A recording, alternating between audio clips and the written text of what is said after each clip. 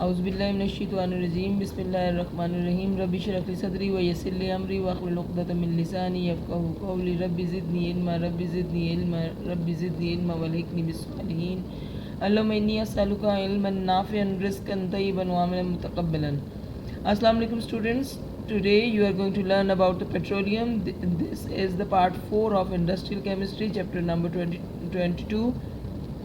Then afterwards you are going to learn about the fractional distillation of the petroleum and what are the synthetic polymers and basically what is polymerization. So petroleum is a naturally occurring liquid found beneath the earth's surface that can be refined into fuel. Petroleum is a fossil fuel, meaning that it has been created by the decomposition of organic matter. Organic matter means the once living organisms when they are going to be buried, and after many years, over millions of years, they are going to be converted into the petroleum, coal and natural gas.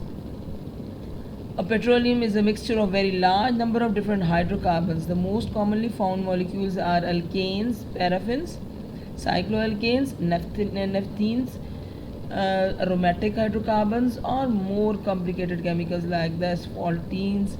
They are the petroleum gases.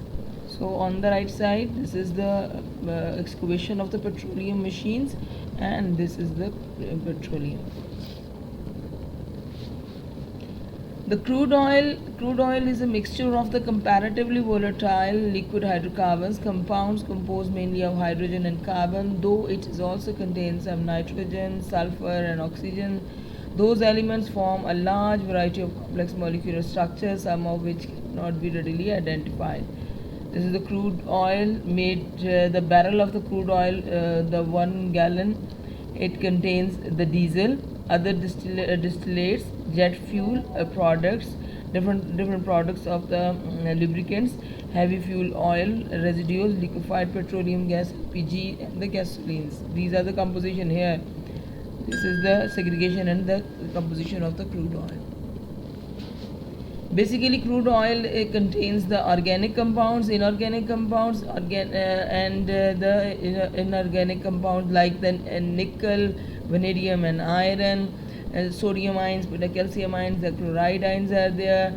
It contains metals, hydrocarbons, then the heteroatomic compounds, sulfur, nitrogen, and oxygen like.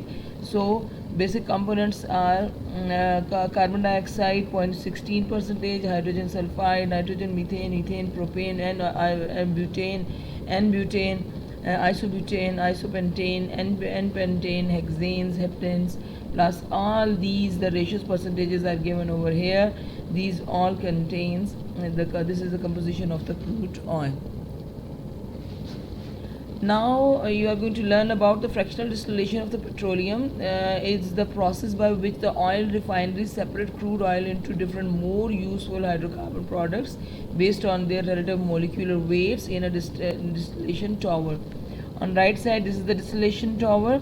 When the crude oil is put it over here, and then it is going to be heated.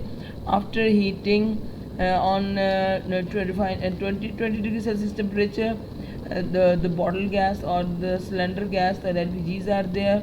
Then the petrol is on the 70 degrees centigrade. It is going to be separated petrol for the vehicles. Then the naphtha, these are the chemicals. Then kerosene oil 170 degrees centigrade is used as a jet fuel. Paraffin for the lighting and heating. Then the diesel is 270 in the diesel fuels and the trolleys and lorries. Lubricating oils are there, the waxes and the polishes are there, and fuel oils which is going to be used for the ships also, factories, and the central heating is there.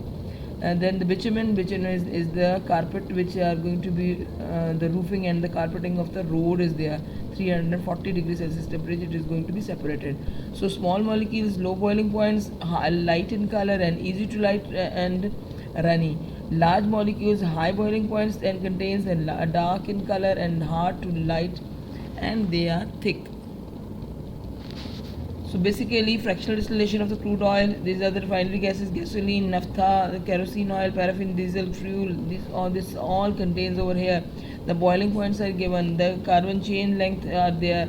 1 to 4 carbons are there, then how it is going to be above 50, up till above 50 it is going to be contains the carbon chains.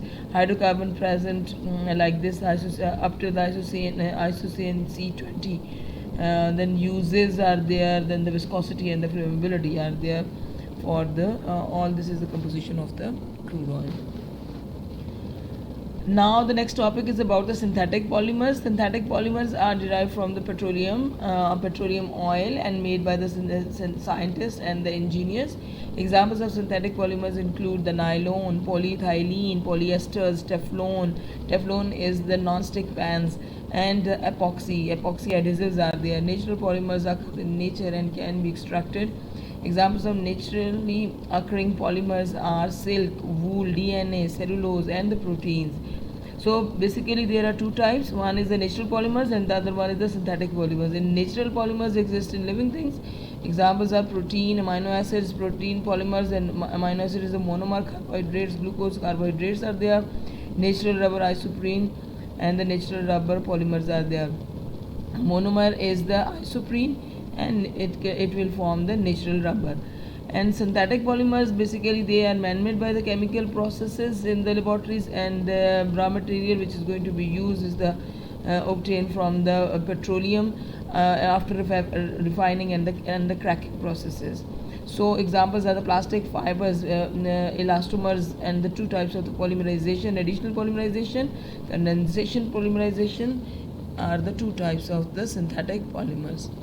So first one is the addition polymers. An addition polymer is a polymer formed by the chain addition reactions between monomers that contains a double bond. Molecules of ethene can polymerize with each other under the right conditions to form the polymer called the polyethylene. Additional polymers are formed when the smaller unsaturated molecules, monomers, react together. So this is the ethene monomer. When they are going to be combined without any loss, they are going to be combined. Only the double bond is going to be converted into the single bond, unsaturation into the saturation, and they will combine with each other and they will form the polymer. So this is the molecular structure of the polymerization. Examples of polymerization is polyethylene, the shopper. Ethylene is going to be converted into polyethylene. The linear structure is there, and how they are going to be converted into high density polyethylene, and this is the molecular structure of the polyethylene. Darker ones are the carbon and